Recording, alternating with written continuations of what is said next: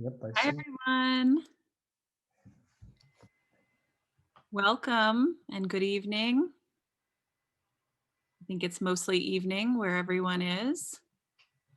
Not here, Jen. Oh, who's that? Jack Cito. Oh, Jack. Okay, so you're still in the afternoon, I guess. Right, late afternoon. Oh, well, good to see you. Yeah. Thanks for coming. I see a lot of 1970 alums, which is fantastic. Thank you so much for coming to support Don. And I see some of Don's friends and maybe some family too, which is wonderful. So we're going to go ahead and get started so that we can have a lovely conversation with Don, who's our featured guest of this evening's reunion weekend virtual experience.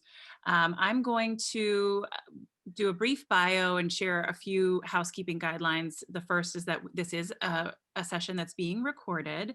And so if you would like to ask Don a question, please feel free to unmute, or you may use the chat, whatever you're most comfortable with. But I want to welcome you all again. And for those of you who don't know me, my name is Jen Flanagan Bradley. I'm Mercersburg class of 1999, and I am the Director of Alumni and Parent Programs at Mercersburg. And I want to extend a special thanks to Don Freas, who is a member of Mercersburg's class of 1970. And we were all teed up to have Don come all the way from Washington State and have his art shipped across the country to be a part of Reunion Weekend 2020, which would have been his 50th celebration. And unfortunately, for reasons you all know and understand, we weren't able to do that. So I want to say thank you, Don, for being gracious and your flexibility and doing this in a virtual format, which is fun too. So a little bit about Don. Don Freas makes things, sculpture, furniture, poems of wood, metal, words from gathered things, from ideas. Don graduated from Mercersburg in 1970, and in 1974, he set up a shop and began learning woodcrafting by taking commissions for furniture and other custom woodwork. According to Don, he had no clear idea what he was doing, but he was sure he needed to be making things that he could touch, use, and walk around. It took him 6 years to arrive at a level of proficiency with design and craft, and he staged his first gallery show of furniture in 1980.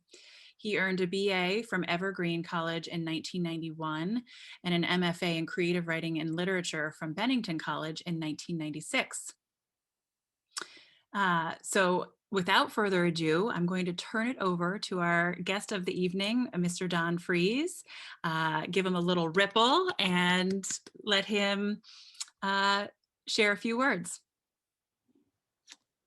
Thank you. So I'm so honored to have you all here. This is very sweet. I see some people that I, of course, know quite well, even some family, and other people that I've met very recently, like another woodworker from the class of 71 is here. And so this is great.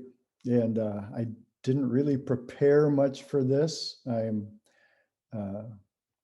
I assume that some of you have looked through the Spark page that we put up that gave a few of the the steps in my development as a woodworker and artist that I'm kind of looking back over my career. I go, oh, geez, now that was a really important thing.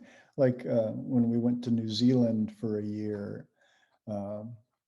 In 86 and 87, when I already had some like 12 years of furniture making. And there was a big shift there towards, instead of functional wooden things, it was moving towards freeform or useless wooden things. And that led to some steel. And so there's a lot of different points in my career where I've shifted, and it's been fascinating to look back over that and go, yeah, that was really big. That made a big difference.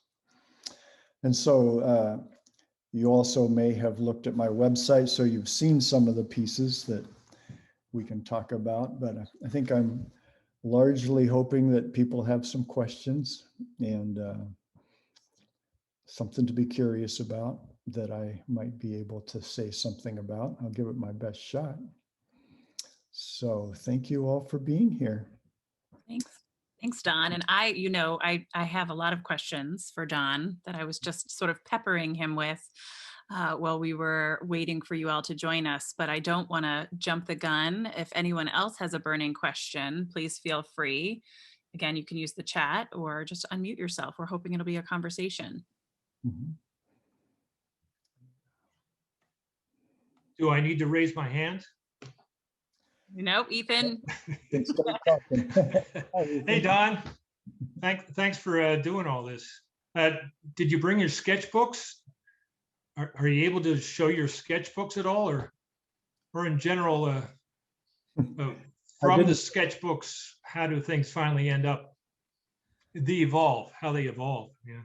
Yeah, I did put a few of my sketches on my website because it's intriguing that the early part of my work was always in the realm of commissions for people. And so I had to show them something before I could get a down payment. And so that's always a great challenge. And I enjoy attempting to show what I'm attempting to make. And it's fascinating to watch the way when I'm making one-of-a-kind pieces, that's always a challenge to see if I can draw something that will then come out anything like the drawing, And so much of being a one-of-a-kind artist is about fixing it when you've gone down the wrong path, you might say. And it has been I think it's so important, especially doing that kind of work, to figure out how to repair things that you've messed up. And I've learned so much from doing that and going the wrong way and having to correct and come back and now and then I even start over again. And I bet you've learned a lot about that too. So sketching, particularly in the latter part of my career, I was doing some design in 3D software. And that was fascinating, particularly because you can do such amazing things in 3D software that then you have to figure out how to make out of wood or steel or whatever you're using. And so a big part of my work was getting to the point where I was making things that I had no idea what they were going to look like, the abstract pieces. And that was a really important phase of just entering that territory of starting to put wood together or steel together and watching it develop sort of in collaboration, just by deciding, okay, this next part, I'm going to orient it this way and attach it and see what happens. With the wood and also with steel. There's one piece right here. This was I don't know if I can hold this in a way that shows it, but this was a piece that I just started gluing sort of tapered pieces of mahogany together. And it's really the first piece that I did this way. And then I didn't know how to figure out when it was going to be done, because I don't have any place I'm going with it other than whatever works. And so there was about 3 or 4 of these pieces that I glued wood together and started working with them to smooth them out. And then the way I figured out when they were done is I had a show coming up. So I had to have things to show. And so I finished them up and let the audience tell me whether they liked it or not. It was a fascinating process. Don, I have a question. What do you do about balance in your sculptures? So for example, if you make something out of steel, it may or may not balance depending on, what you have in mind. Your creative vision may not balance exactly. So how do you deal with that? there's always a balance somewhere.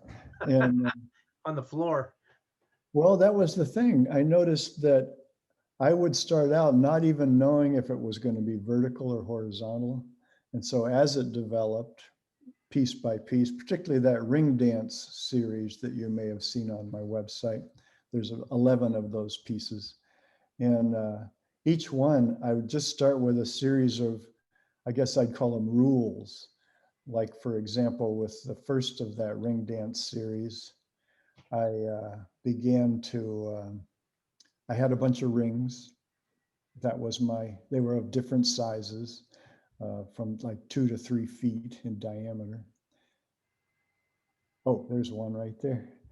Don, Then, I was trying to find the picture so that I could show everyone. Is that all right? yeah, Absolutely. Okay. yeah, that's actually number 11, which is right out here in the orchard. And it was always fascinating to go, okay, I'm going to just decide, like this one in particular, the rules were about, okay, I don't want any ring to be parallel to any other ring. That was the rule. And this one also is the only one that has some rings that appear to go underground. So in other words, they aren't actually going underground, but the conceit is that this sculpture goes all the way to the center of the earth and it gets really big by the time it's down there. So, and none of the other ones had that. They all were above ground. But so those were the kind of rules I would work with. And it would end up being vertical or horizontal based on where the balance was, to get back to your. And did you teach yourself to weld then? Luckily, right here in town, the community college for about a 10-year period offered a Saturday class for artists where all you had to do was take one welding course that was about a week-long course. And then you could, all the artists would show up every Saturday and you could use the equipment. So I had benders, industrial benders and big welders, and it was just amazing what I could get done. And then how do you hold those pieces for welding? I mean, some of those things look pretty heavy. They're metal. Yeah. Well, even with the wood, this piece that I showed you here, figuring out how to clamp that wood together was a great challenge. And I really should have taken some pictures because it's always a dance to figure out how to hold things together. So a lot of different things to try. There are magnet things you can hold the metal together with. You can use, I made a lot of big rubber bands out of inner tubes. And so figuring out how to hold together triangular or tapered pieces of wood that are meeting at angles to one another. Great challenge. And the tension of putting the glue on there, and then you've got about 15 minutes to figure out how to hold it together. And so it was really great training. Like this piece, for example, the way I did that would be, maybe I could get 3 or 4 of these pieces together, let the glue dry on that, and then put another 3 or 4 pieces together, let that dry, then glue those 2 together, that kind of thing. But you can't clamp those pieces, right? I mean, those things are so irregularly shaped, it'd be hard to clamp. Exactly. So it takes a lot of creativity to figure out how to clamp them. And that's what I mean. I ended up using things like rubber bands, and maybe there's a place to get a clamp that'll just apply enough pressure to hold it in place. The glue, we have some great glues these days that actually pull tighter as it dries. And so if you can get it into the same territory and hold it there for, an hour, it'll work. Thank you. Hey, Don, it's good to see you. And Yeah, how did you end up in Washington? You gave us the opportunity to see some of your beautiful home last year. And do you have a studio connected to that, or how did you end up out there? I've had 5 studios here in town, but I was at Bucknell. That was where I went right after Mercersburg. I went to Bucknell University, and in my early in my sophomore year, Willie Unsold, who was an Everest climber and one of the founders of Outward Bound, came to Bucknell and did a weekend workshop on Evergreen State College, which was going to open the next year, and on Outward Bound. And 6 of us from Bucknell came out to Evergreen the next year when Evergreen first opened. And I'm the only one who's still in Olympia, but several of those Bucknellians are still in Seattle or on the West Coast. So he became a mentor, and he's the reason I came to Evergreen. So there was a lot of mountain climbing and hiking in those first years. But I did drop out of school here after a year. And as Jennifer pointed out, I didn't graduate from college until 1991 because my sense was I was tired of the intellectual work and needed to be making something. You know, I had to get that rolling. And then after I had, that would have been about 19 years of furniture making and the trip to New Zealand and some other influences like moving me into writing, then I felt like I could go back to school. And then I was a way better student than I had been before that because I knew what I wanted to do. Yeah. Have you had the opportunity to teach? I haven't. I do have an MFA in creative writing and literature, and I've applied for a couple of jobs. But as with everything else in my life, I don't know why things happen the way they do. They just do. And I feel really grateful that they've happened the way they have. But none of the jobs I applied for came through. Don, did you take art at Mercersburg? Jennifer was just asking me about that. Intriguingly, the summer before our senior year, I was all signed up for all the AP physics and chemistry classes. And somehow in the middle of that summer, I called up the school and said, I want out of this big focus on science. I love science, but I didn't want to keep training in it. And I said, put me in as many art classes as you can. Now, as I told Jennifer a minute ago, I don't remember those classes, but I know I met whatever requirements I had to, and I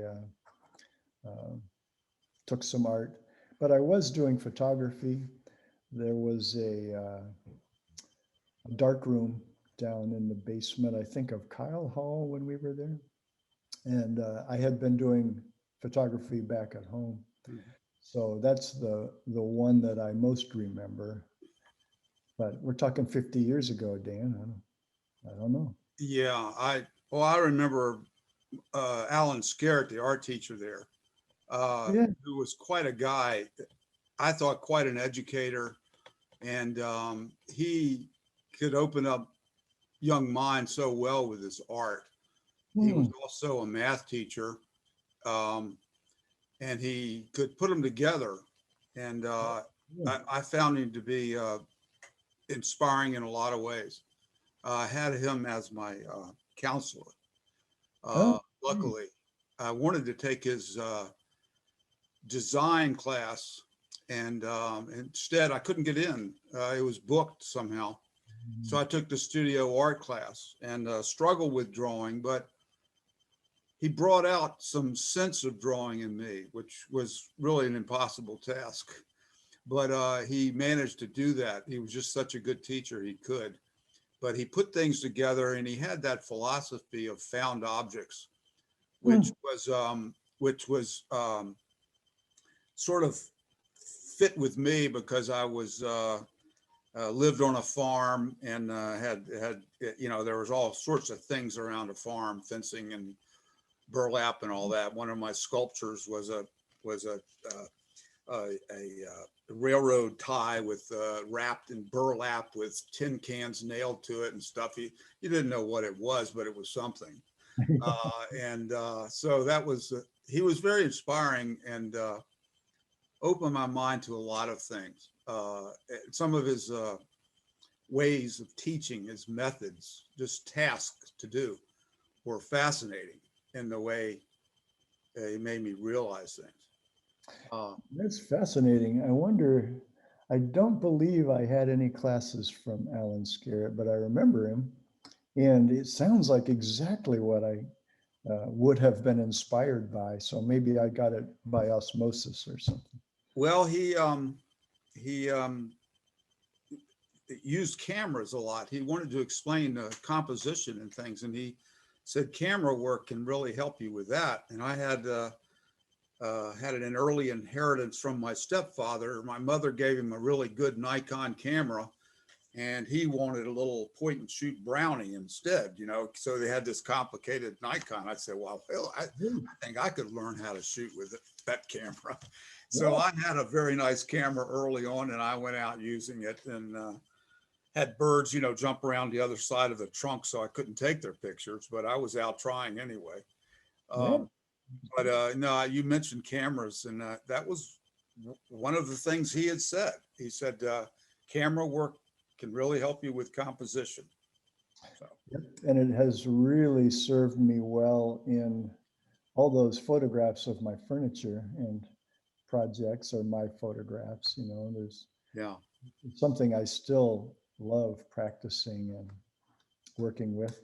I did, when I first came out to Evergreen, I was majoring in photography. And what told me I had to shift from that was that I really hated pointing cameras at people. And it just seemed to me that would be the place where I could do the best work. So I decided to downplay the photography, though I've always loved it and still play with it, and move towards other things. Yeah, very interesting. Hey, thanks for telling me about Alan. I just put in the chat to a link to, there's not a lot of information there, but Alan, I think, went on to have a fairly accomplished career in the art and had several exhibitions in MoMA in New York City. And he came back for 1969's 50th reunion. The last reunion we were able to have on campus, they invited him back and he came back, which was really nice. Don, we didn't rehearse this, and I'm sorry that we didn't, but I'm happy to share the screen again if there are any other particular works that you want me to point out, or if people want to see, but I'll defer to you. Okay, yeah. If something comes up, I'll point at you. Okay. Hey, Don, I have a question. A lot of people who are interested in art and think that they want to pursue art or maybe do in addition to something else that they do. I'm sure you've observed over time, some people are able to make a life out of it, a living out of it, a complete, it ends up being what they do. And some people end up doing it as a sideline, who probably wish they could do it as a full-time occupation. Any thoughts about or generalizations about why that happens for some people and why it doesn't happen for other people and that kind of stuff? Well, of course, I can only talk about myself, and I feel really lucky that I was able to somehow survive. And at the same time, there was a big period of time in the 90s when I was desperately trying to get out of it because I could see that, it looked to me like I wasn't going to be able to come up with a way to retire if I stayed with it. Part of that is because what I learned about myself is that I am not a mass production guy. And so pretty much that leaves me stuck with making one-of-a-kind items, which always, a one-of-a-kind item is a prototype. And you put a lot of time into getting it right. And then really you should make 100 of them so that you can actually make some money from it. But so I spent 10 years back in school getting my MFA in creative writing and literature, and I actually took a 3-year program in energetic healing. There were all sorts of things I was interested in, but it was fascinating that once I came into this century, about 2002, all of a sudden I was flat broke, and the new things, I wasn't getting jobs teaching in poetry, and I wasn't selling books in poetry enough to support myself. And an old client called me up and said, "Are you still making furniture?" And I just said, "Yeah." And I knew a friend whose shop I could borrow. And really the best work of my life happened in this last 21 years or so.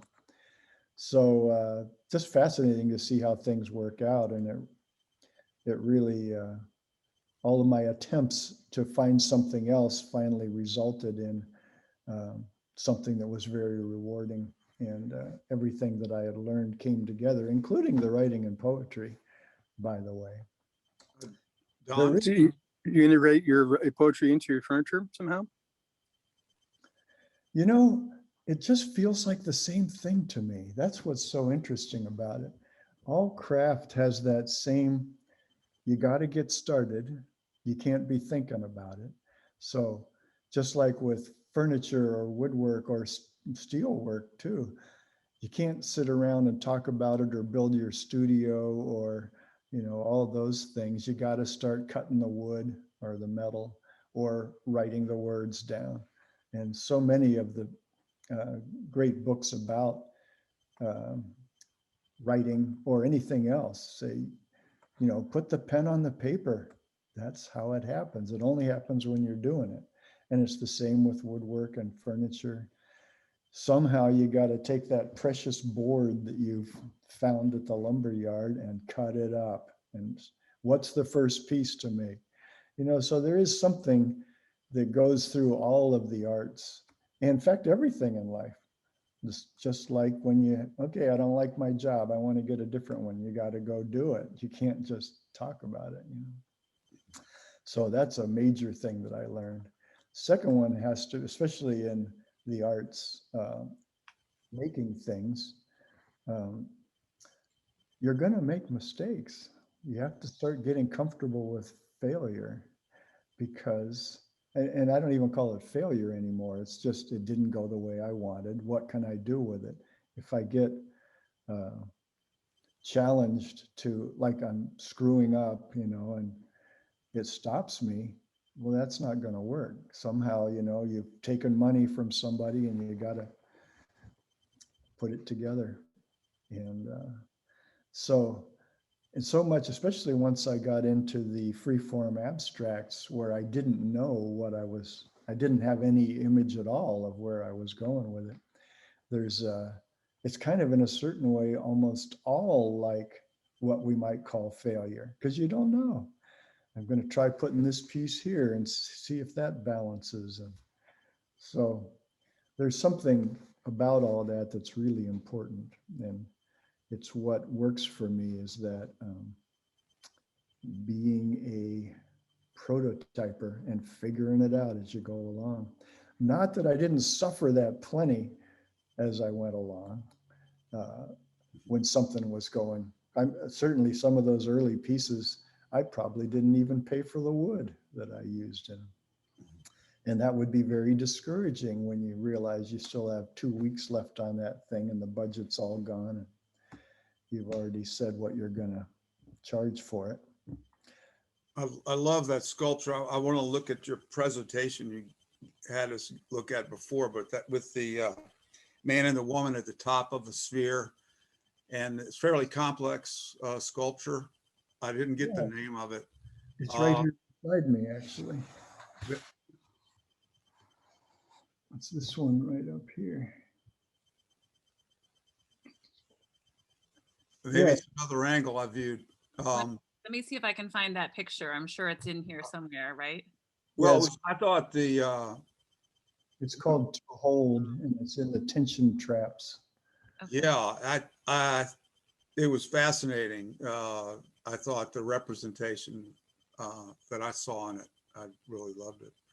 About furniture, I won't take up everybody's time. Were you into furniture early and then late, or was it something you did throughout? You had Yeah. such beautiful cabinets and desks I saw, Yeah. and then you had some very abstract pieces of furniture. Yeah, that one with the loom looking or spinning wheel, that Yeah. one is fascinating. Yeah, that came out of a series. That was the final piece in a set of 4 pieces that I called tension traps. And they all came out of, actually out of a friend of mine was studying to be a therapist, and he wanted friends to practice on. So I had a couple of sessions with him in the territory of, I think he called it family dynamics or something like that. And I got to a lot of emotion in it. And the first piece, which is called The Weight, and it's a single human figure, somewhere in that list you've got there, Jennifer. I just had this sense of something in me that felt trapped by some old stuff from my early life. And yeah, there you're pointing to, that's another one. That was the second one in the series. So that guy the one right above it was the first piece called The Weight.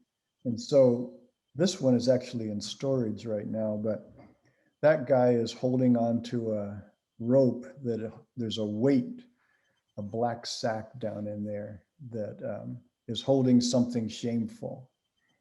And he's hiding it down in his unconscious there. And in a way, he's built his whole life around it.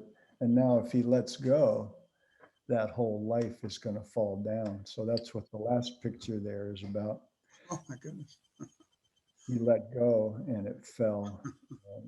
And, All those things in his life. Yeah, right. Wow. Well, it was a fascinating, I had the image while I was sitting on my friend's couch. And then it was, let's see, how could I represent that?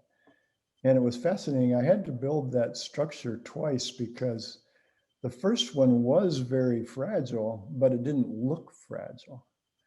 And so this second one is not as fragile, but it really portrays that way that this tension is holding his life together. And I think that's often the case in our lives. So that piece was in galleries in Seattle for about 10 years and never sold. So I have it here. In fact, all of those pieces, I still have all of those. And in a way, they are a set. I think that they should stay together. That tension.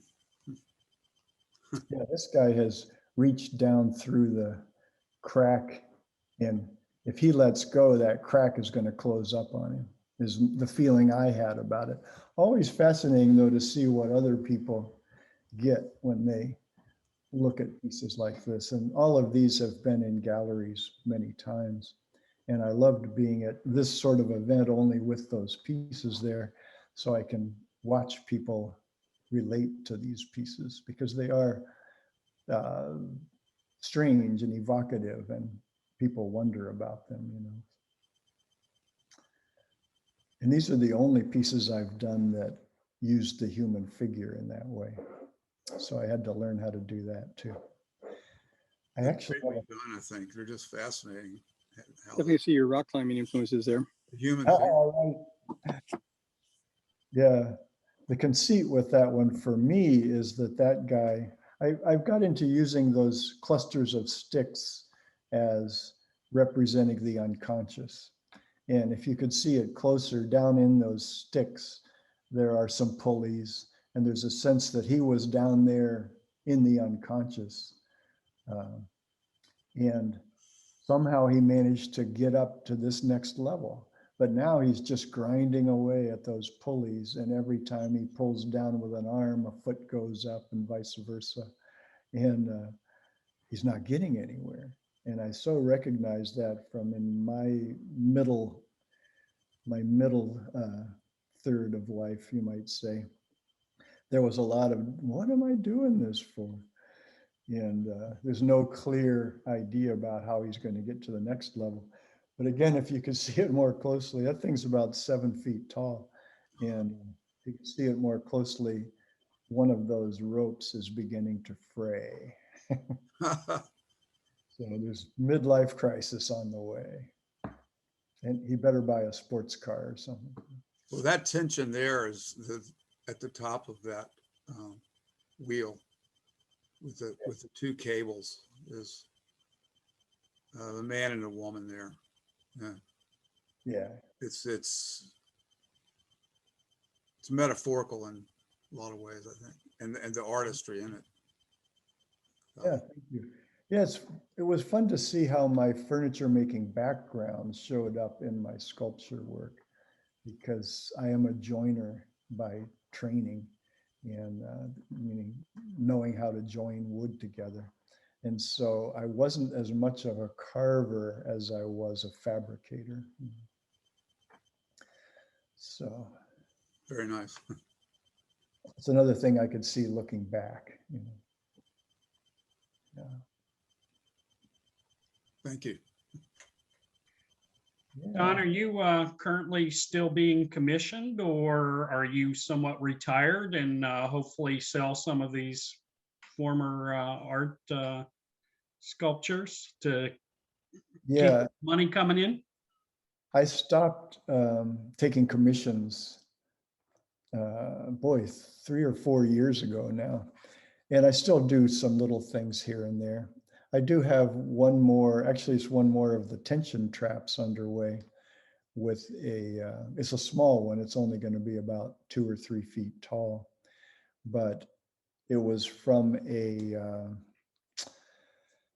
there was a man here in town who killed himself with a gun. And I didn't know him, but I knew his former partner. And I know a lot of people who knew him. So she asked me if I would make something out of that gun. And so I have cut the gun up and welded it back together into a little hornet's nest of a thing that doesn't look anything like a gun. And now I'm just in the process of, I've been working on this for 1.5 years, mostly because I take a step with it and then wait for the next idea I want to proceed with. And so at this point, it's kind of waiting for a human figure. But I've never tried to make one that small. It would only be about 6 to 7 inches tall and quite athletic. So I'm not sure if it'll be a new level for me to try to make that form. And so the fact that I have retirement at all is just dumb luck. I wouldn't have guessed. And I don't know why it happened, except that I have enough to live on. So I'm really comfortable.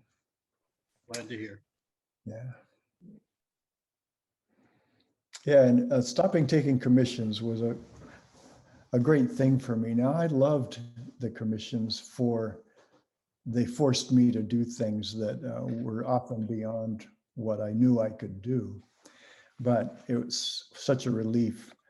In between the commissions, I was always making things that are just what I wanted to do, furniture for my own house and things like that. And sculptures, just because, like all those abstract sculptures, the wooden ones, were done in between commissions with the scraps I had left over. And my dining table is something that I made in between other jobs and had it in galleries for quite a few years, but nobody bought it, so I get to have it.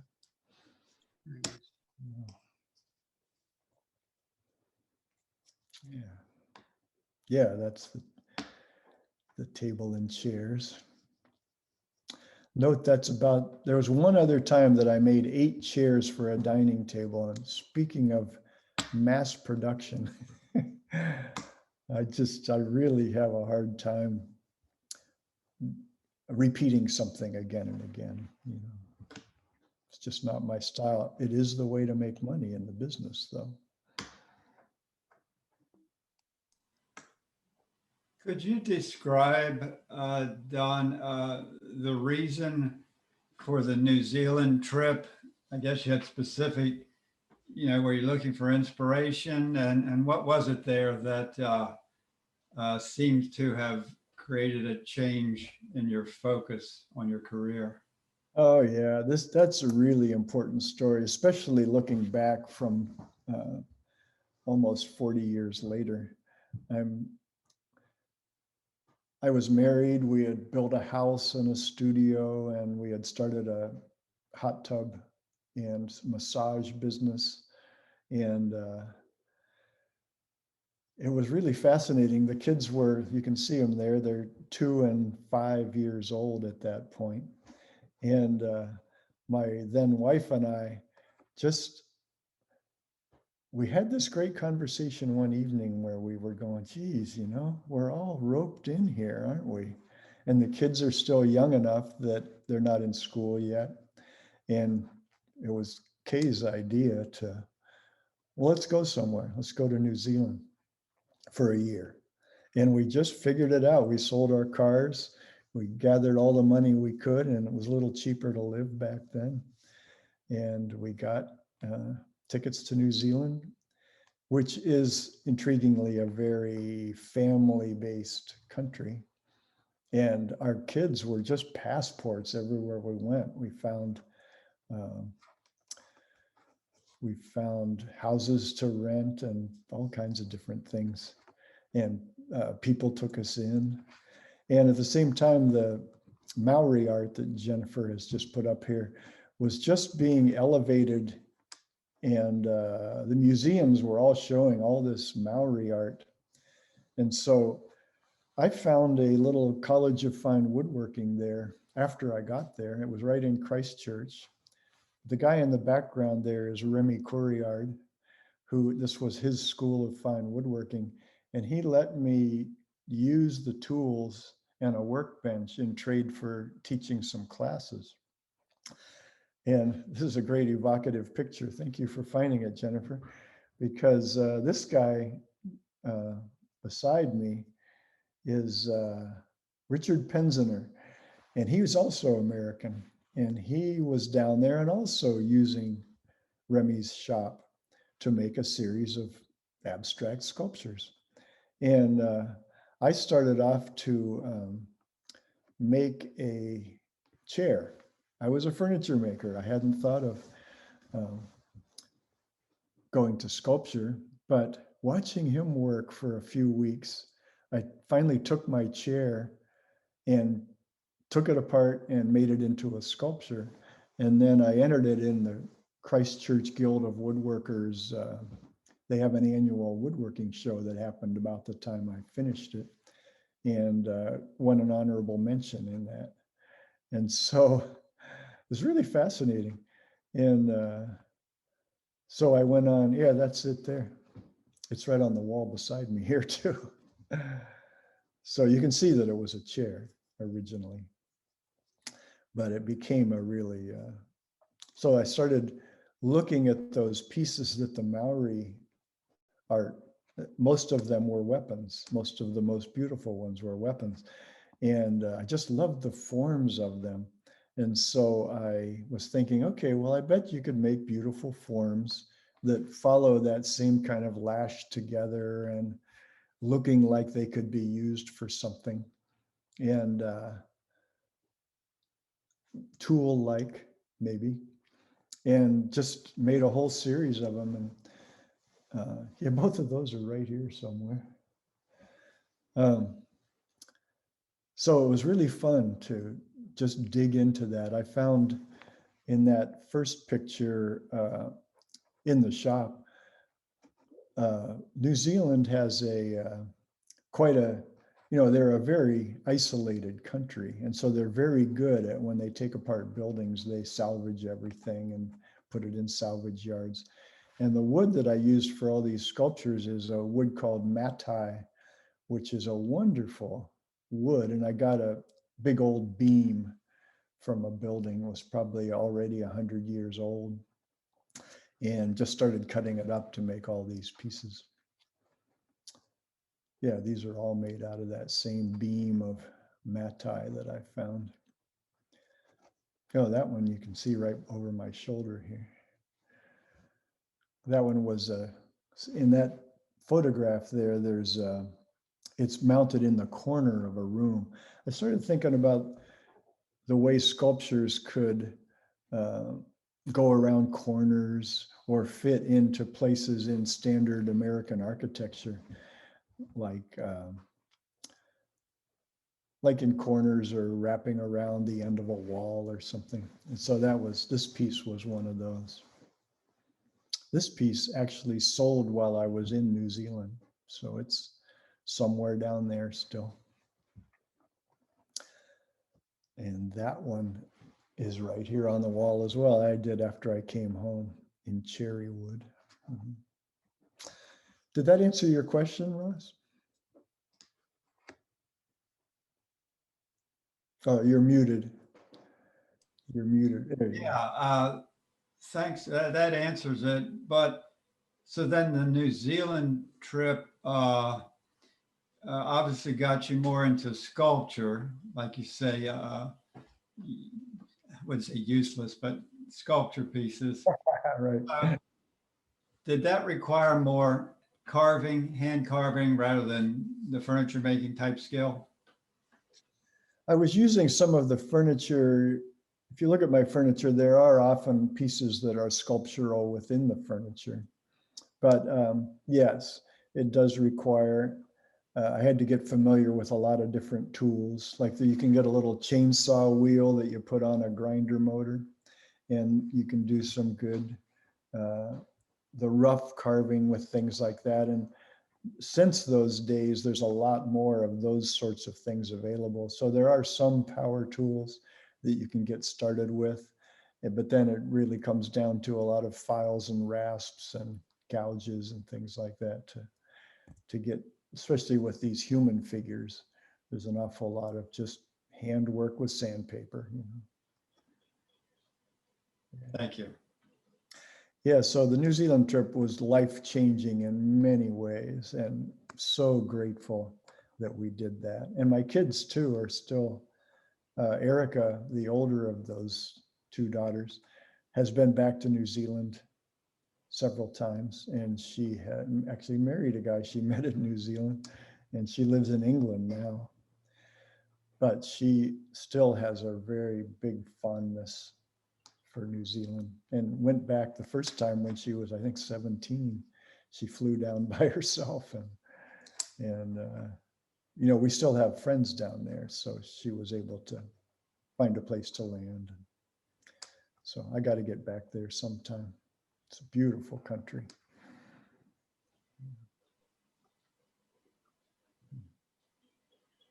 Don, I'm wondering if you would be willing to share some of your poetry with us. Oh, sure. I could, if you, on my website, there is there's a documentary that some people made about me 2 years ago, I guess. And I do read some poetry in that. But I put this book together in 2015. This is a collection, Swallowing the World, that this is a collection of poems I've written. I have the first poem I wrote in here, and I put out about 6 chapbooks or little pamphlets of poetry over the years, and this is where I collected the best of them. So I thought I could give you the title poem, if you'll bear with me. It's called Swallowing the World.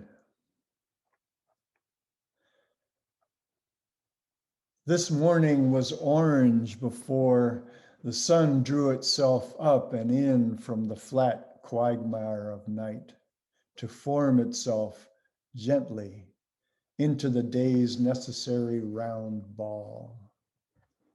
Now we have a new day. Here is the fullness.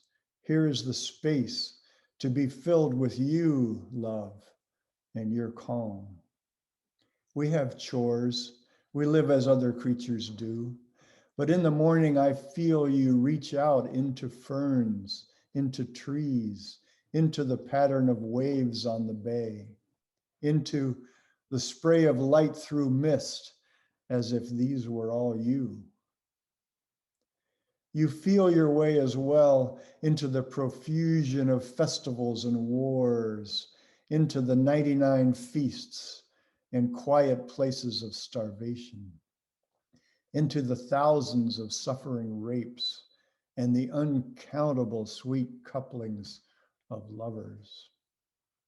I watch the fleeting weather of your face as you squeeze again through the birth canal and breathe again the long emptying exhale of death. No wonder you go quiet so often. No wonder you need to sit by the window and watch the birds. I see tears behind your smiles and know there's nothing to say. I've made coffee. You cup the cup in your clever hands, inhale the fragrant steam. We will have visitors. We will host and laugh as we do. But it is these times alone I live for, when we unform and drop all pretense. Find ourselves not only in the beauty and good, but equally in the horror that is earth. I watch in awe as you flicker in and out with the sun's newly formed light in your hair. I put my hand behind your heart. You lean into me, accept it all again, even understand the world. The cup comes to your lips, you sip, testing, tasting, take a full draw, swallow, embrace again the only work that truly needs to be done. Thank you. Interestingly, that is written, the partner that is in that poem is like I've had a lifelong journaling practice, and 20 or 30 years ago, a character showed up in my journal that I talk to and who sometimes answers questions or makes comments on what I've been writing about. Her name is Sophie. And that's who I was thinking about in that. Thank you, Don. Yeah, you're welcome. Well, we are coming up on our hour together with Don, and certainly if others have questions, please feel free to ask. Now is your opportunity. But I do want to be mindful of time and Don's time. I mentioned that my first poem is in there. That's an interesting story as well. I was in the late 80s and into the early 90s. There were a series of men's conferences out here with Robert Bly, the poet, and I went to 4 of those. And at the first one night, those were always wonderful experiences, lots of emotion pouring, lots of considering of what it is to be a man, in a sort of a male mother sort of way, bringing out the feminine qualities as well. But one evening after we had a big dance and a drumming thing and all that stuff, I was just sort of standing by the wall I had been helping straighten up. And these 2 guys had been sweeping the floor, and they were down on their knees looking in the pile of sweepings. And one of the leaders of the group walked by, looked at what I was looking at, and said, "What are they looking for?" And he walked away and I had my first poem because first poem was simple. I think I can remember it. Yeah, it went, after the samba, the men sweep the floor and search the sweepings to be sure that none of the silence has been lost. And it was fascinating. I stayed up late into the night writing that out and trying to get it right. And the next day I read it to the group, 100 men in the room, and Robert Bly asked for a copy. So here I was I had written one poem and I didn't know how I did it. So it was much like some of my experiences with furniture and sculpture as well. I had to go then figure out, okay, how does that happen? Iron John. Mhm. Yeah. So anything else?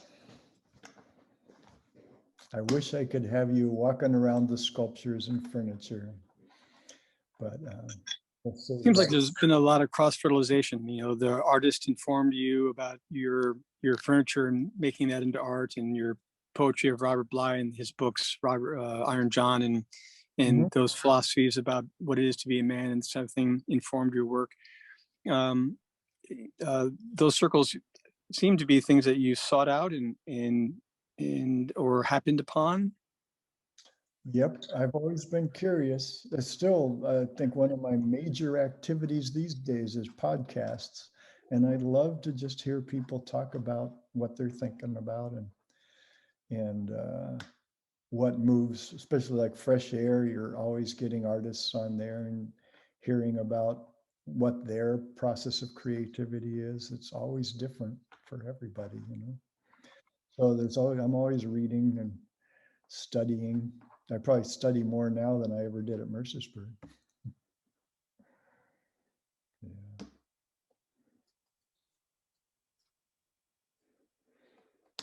Hello, everybody. My name is John Dutry. Hi, John. It's nice to be here, and I don't want to distract from anything, but awesome, Jen. Awesome, Jen. This is really awesome what you put together, and I appreciate the communication, and I'm not going to be any more than I am right now, so I'm going to say thank you, everybody, for being here. I truly appreciate it. Hey, Thanks, thanks, Don. And really, it's all Don. The thanks goes to Don. Hey, Don, that was awesome. And I've been checking out your stuff. Awesome, awesome, awesome. Ah, great. Thank you, John. Very nice. I really feel honored. You know, it feels like sometimes like this is, I mean, I'm very grateful to have had this life and it's still going on. Probably got 20 or 30 more in me, but I'm still surprised all the time by what I am drawn to and what I take on. Actually, the landscape here, I have 2¼ acres of orchard and forest, and just working with this day after day has been another really fascinating creative project. Sort of restoring an old homestead and home. So if you're out here, come by. I have a question. Yes. Oh, hi, Don. I'm John Cito. I just really enjoy your work. It's just the scope of it is so broad. And I used to teach drawing for architects at the Cooper Union.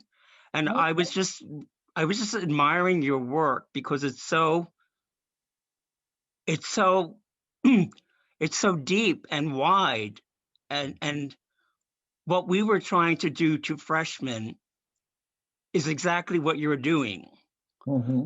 But what I see in your work is like a kind of extension of the human body in which we would get students to draw from the human body, but then to extend that into space and also develop the poetics of space involving the phenomenology of craft and also building construction, which you seem to have in your own way put it all together.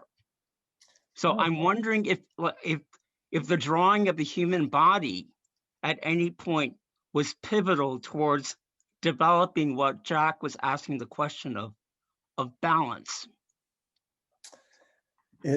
I'm certain that it had something to do with it. I had one drawing class in college at Bucknell where we did a lot of figure drawing. And then I did carve these several human figures for the tension trap sculptures. And there's, all of this feels like an extension of my body. Like when I look around here, it's like my life is folded out into this place as I just keep finding new things to get involved in. And it's intriguing that you point to the broadness. My interest, my curiosity just goes in so many different directions. And when I would apply for certain things like grants, and there's a state arts commission that refers work to artists for the percent for art thing. Their big criticism was always, he does so many things, we don't know what he does. And there is that way in which our culture in America thinks people should just get to one thing and stick to it, and that just was never my way. And you certainly see it with the famous furniture makers from the early arts and crafts movement generally would come up with a style. Like I think of Sam Maloof, who's a wonderful, he's not alive anymore, but he was one of the early American one-of-a-kind furniture makers. But once he had he had a famous rocking chair style, a California style. And the last 30 years of his life, he just made dozens of those and sold them for $20,000 each. And so it really is the way to just get identified. You see it with some of the painters too. Once you've painted a certain type of thing and everybody wants more of that, and I just could never do it. I always, I'm done with that. I already did that already. So why don't we do something new? So cool that you taught at Cooper Union. That would have been a great place for me to go to school. If I had known about it in 1970, I might have been there. Yeah. They should see your work. Yeah. Well, it's available. Yeah. Don, I think you followed the path that you were meant to follow. And so Right. thank you for sharing your time and your talents with us this evening.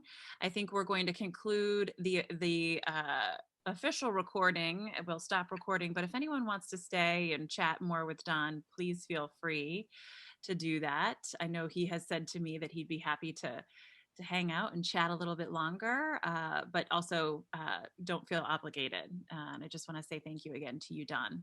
Incredibly talented and making Mercersburg very proud. Well, thank you, Jennifer. It's been great to work with you and find a way to do this.